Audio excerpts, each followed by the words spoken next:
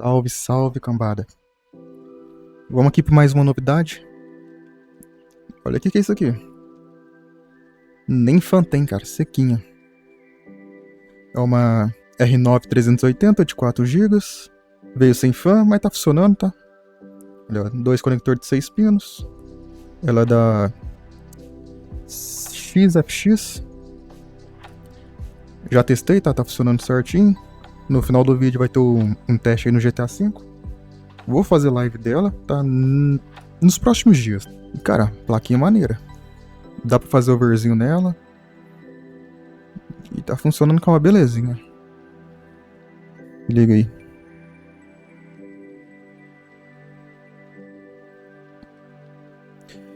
Tá suja ainda, que eu não limpei ela. Vou trocar a pasta térmica.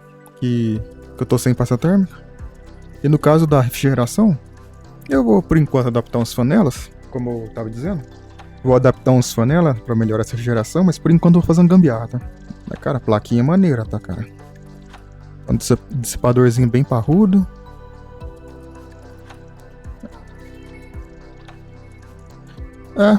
Por enquanto é só isso mesmo. Então, vejam os testes e falou. Se liga da gambiarra pra deixar ela resfriada.